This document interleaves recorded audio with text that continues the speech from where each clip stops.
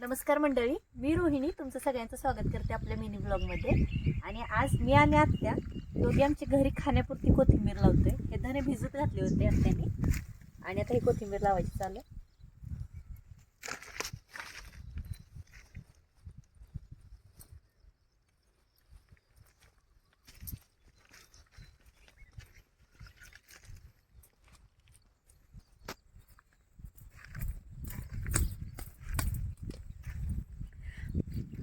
आपण एवढी थोडीशी कोथिंबीर घेतली लावायला, फक्त धने घेतले का बरं. जास्त क्वांटिटीमध्ये लावलं तर आपल्याला तेवढी संपणार नाही, म्हणून 15-15 दिवसाच्या गॅप नाही आत्या ही अशी भाजी लावतात.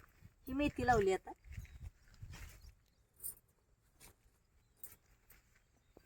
आणि आता कोथिंबीर लावायची चालू आहे.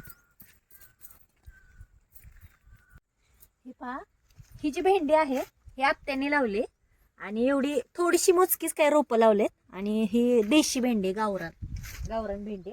आणि ही जी आहे गवारची शेंग, ही पण गवार शेंग आहे, तशी लांबडी नाही, छोटी छोटी गवार येते ह्याला. आणि ही पण खाण्यापुरती थोडीशी झाडं आत्याने लावलेली आहे. म्हणजे घरी आपल्याला ज्या ज्या भाज्या लागतात ते थोडे थोडे आपण इथं लावतो एवढ्या शेतात.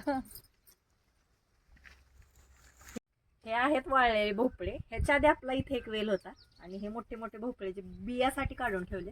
तसं ह्याचा वापर मुलांना पोहायला शिकवायला पण होते, पण हे बियासाठी ठेवलेत आपण. म्हणजे आपल्याला खाण्यापुरती भाजी निघते. गोसावी पलीकडच्या बाजूला गोसावी लागली, कालच बरीच गोसावी लागली होती. कालच आत्याने गोसावीची भाजी करायला आणली. व्हिडिओ कसा वाटला ते कमेंटमध्ये मला नक्की सांगा. व्हिडिओ आवडला तर लाईक, शेअर आणि सबस्क्राईब करा. बाय. ते राहिलं आत्या, एवढी अख्खी एक लाईन लागली. आता कोथिंबीर येईल पण मी खायला नसेल. 10 रुपयाची पेंडीसाठी तुम्ही मला ट्रॅव्हल्सनं पाठवून देणार का? घरची खायचे म्हणजे घरचे खायचे म्हणजे आस्वाद वेगळाच घरचा. हे काय म्हणायचं, भोपळा. अच्छा, ही भोपळ्याचं वेल आहे. लौकी, हिंदीत लौकी म्हणते ते काय. हा, हिंदीत लौकी माहिती. आमच्या आत्यांची हिंदी खूप चांगली आहे. कारण आत्या कुठे होता हो तुम्ही? तिकडे मामा आर्मीत असल्यामुळे. आता हरियाणाला होता का तुम्ही?